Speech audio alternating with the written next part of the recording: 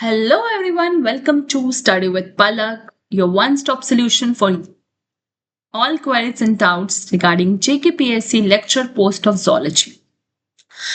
तो फाइनली आज हम रेस्पिरेशन के लास्ट टॉपिक पे पहुंच चुके हैं which is called as respiratory disorders, the most easiest topic of respiration. So let's start. तो रेस्पिरेटरी डिसऑर्डर्स क्या है? इट इज द डिजीजेस और डिसऑर्डर्स ऑफ लंग्स और the airways, respiratory tracts, bronchi हो सकता है, एल्वुलाई हो सकता है, नोज का डिसऑर्डर हो सकता है. मतलब पूरे रेस्पिरेटरी ट्रैक्ट का या लंग का डिसऑर्डर को हम बोलते हैं रेस्पिरेटरी disorders. तो first, that disorders can be infectious also, है ना? किसी germs की वजह से, बैक्टीरिया की वजह से आपको कोई रेस्पिरेटरी डिजीज हो सकती है, जैसे कि निमोनिया, जैसे कि ट्यूबरक्लोसिस, इन्फ्लुएंजा, है ना, फ्लू वगैरह. तो वो आपका इन्फेक्शियस है. एंड क्रॉनिक जो है वो आपके एयरवेज को, आपके लंग्स के स्ट्रक्चर को अफेक्ट करते हैं. ठीक है. और आप इतना याद रखो, आप क्रोनिक रेस्पिरेटरी डिसऑर्डर्स को प्रिवेंट कर सकते हो पर क्योर नहीं कर सकते हो. ठीक है, you can not cure it. So first of all देखते हैं एक एक करके. इन्फ्लुएंजा, आप सबको पता होगा इन्फ्लुएंजा क्या है. आपको जो आपकी ब्रीथिंग एयरवे है, आपकी ट्यूब्स हैं, नोज हो गया, थ्रॉट हो गया, ये ट्यूब्स जो हैं this are get it affected, है ना. ये sickness of your respiratory tract आप इन्फ्लुएंजा कह सकते हो.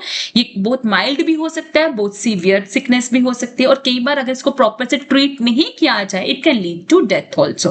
बट इन्फ्लुएंजा के साथ हम लोग मतलब काफी स्ट्रगल करते हैं, बट इसको हम ट्रीट कर सकते हैं ना, क्योंकि इन्फ्लुएंजा आपका ज्यादातर किसकी वजह से होता है? जर्म्स की वजह से होता है, माइक्रोब्स की वजह से होता है, वायरस की वजह से होता है. Influenza is due to virus की वजह से होता है. It is a viral disease.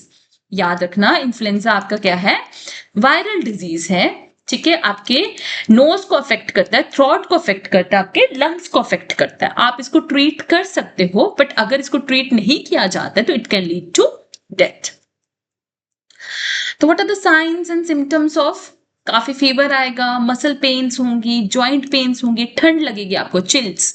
ठीक है, जुकाम, रनी नोज, ठीक है, खांसी आएगी, ड्राई कफ होगी, थकावट फील होगी, है ना, बिकॉज खांसी की वजह से आपको अच्छे से नींद नहीं आएगी. Your stomach can get upset, vomiting हो सकता है, नौसिया, गला दर्द करेगा, सोर थ्रॉट, है ना, हेडेक. तो ये आपके कॉमन सिम्टम्स है इन्फ्लुएंजा के. Then pneumonia is caused by your bacteria. Pneumonia bacterial disease है which is Streptococcus pneumoniae.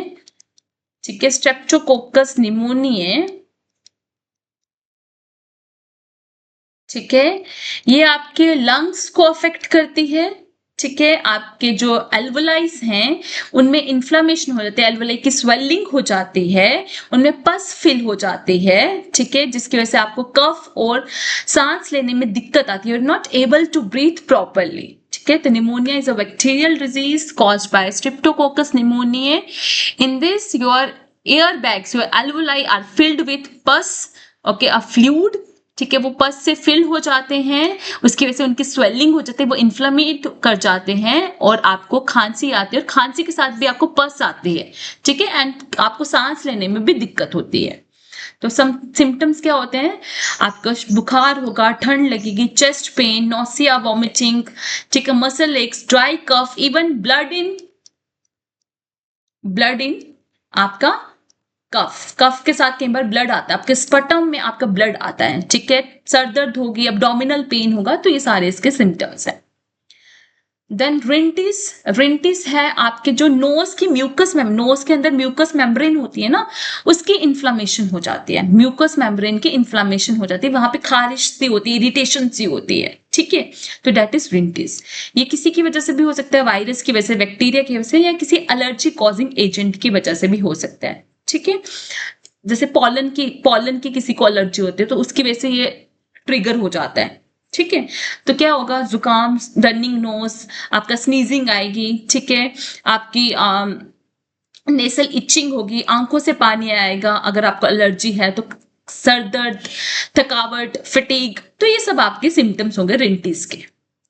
Then bronchitis, नाम से पता चल रहा है कि आपके ब्रोंकियाई में आपकी इन्फ्लामेशन हो जाएगी, फ्लूइड डिपॉजिट हो जाएगा, म्यूकस डिपॉजिट हो जाएगा, ठीक है।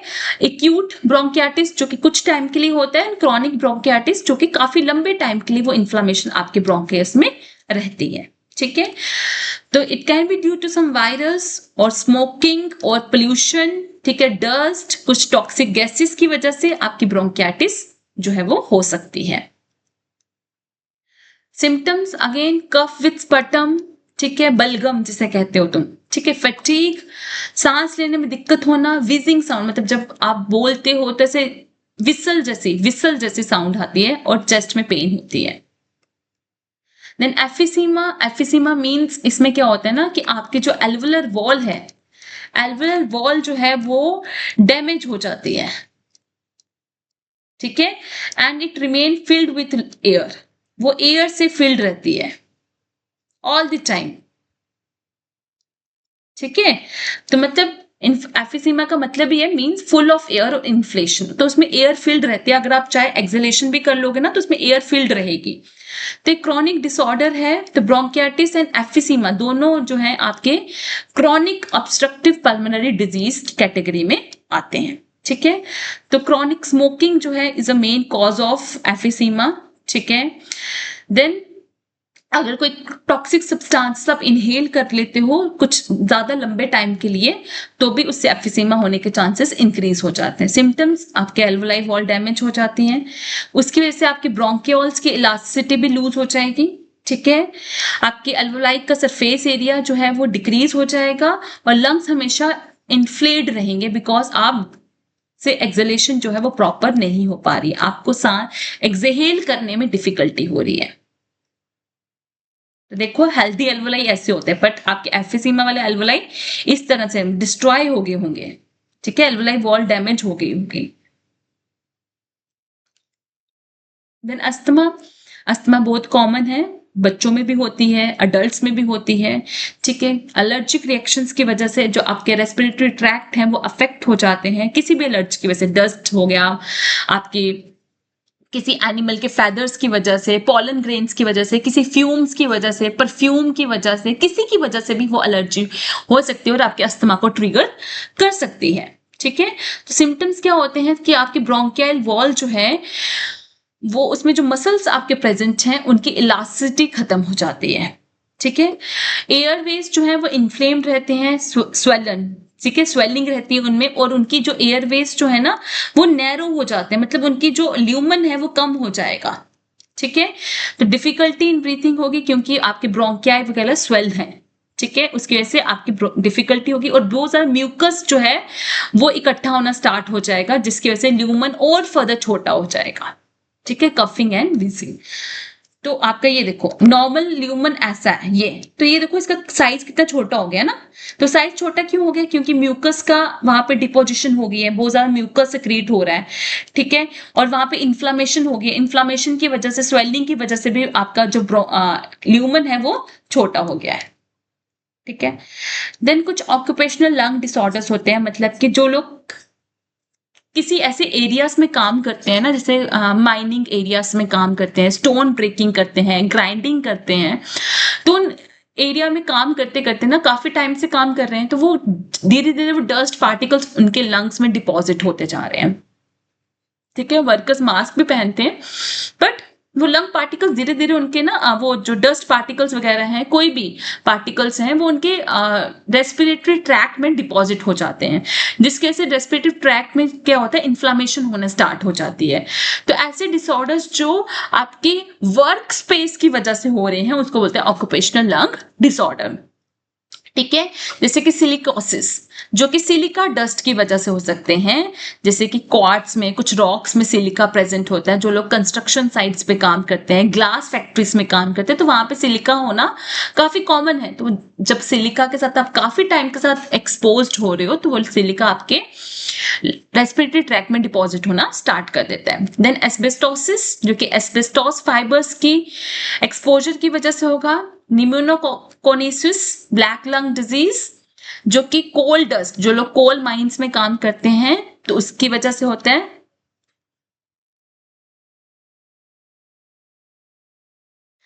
देन विसियोनोसिस, जो कि लोग कॉटन वगैरह के साथ काम करते हैं, फ्लैक्स पार्टिकल्स, जो कॉटन के पार्टिकल्स धीरे धीरे उनके लंग्स में डिपॉजिट होना स्टार्ट हो जाते हैं, तो silicosis, asbestosis, then black lung disease and byssinosis, pneumoconiosis, black lung disease. ठीक है, तो silicosis is due to silica dust, asbestosis is due to asbestos fibres, then आपका कोल माइंस में जो काम करते हैं उनको ब्लैक लंग डिजीज होती है। ठीक है, और जो कॉटन्स के साथ काम करते हैं उसको बिस्नियोसिस होता है। देन आ जाओ ट्यूबरक्लोसिस। ट्यूबरक्लोसिस को कॉश डिजीज भी बोलते हैं, रॉबर्ट कॉश ने उसको डिस्कवर किया था। ट्यूबरक्लोसिस आपके लंग्स को अफेक्ट करता है, इन्फेक्शियस डिजीज है, पर्सन टू पर्सन ट्रांसमिट होती है, ये आपके बाकी ऑर्गन्स को भी अफेक्ट करना स्टार्ट हो जाता है। एंड ट्यूबरक्लोसिस किसकी वजह से होता है? Due to bacteria called as mycobacterium tuberculosis. ठीक है, इसमें भी क्या होता है, आपका येलो ग्रीन म्यूकस और में ब्लड आता है कफ के साथ, chest pain, weight loss, fever, थकावट, नाइट स्वेट्स, तो ये उसके सिम्टम्स हैं। देन माउंटेन सिकनेस को एल्टीट्यूड सिकनेस भी बोलते हैं। तो जो लोग माउंटेन्स में जाते हैं, हाई एल्टीट्यूड्स में जाते हैं, वहां पे एटमॉस्फेरिक प्रेशर जो है वहां पे काफी ज्यादा क्या होता है, कम होता है, ऑक्सीजन का प्रेशर काफी कम होता है, तो उनको ऑक्सीजन की डेफिशिएंसी होने की वजह से, वहां पे ऑक्सीजन की डेफिशिएंसी होने की वजह से डिफिकल्टी होती है ब्रीथ करने में, और एकदम से वो ब्लूइश जो है उनकी लिप्स वगैरह टर्न हो जाते हैं due to the low oxygen pressure at the high altitudes. ठीक है, बट कुछ टाइम के बाद रहेगा, उसके बाद ठीक भी हो जाता है। सिम्टम्स क्या है? थकावट सी होगी, सरदर्द होगी, डिजीनेस, चक्कर आएंगे, ठीक है, सांस लेने में दिक्कत आएगी एंड लॉस ऑफ एपेटाइट। तो कुछ टाइम के लिए रहता है, उसके बाद ठीक हो जाता है।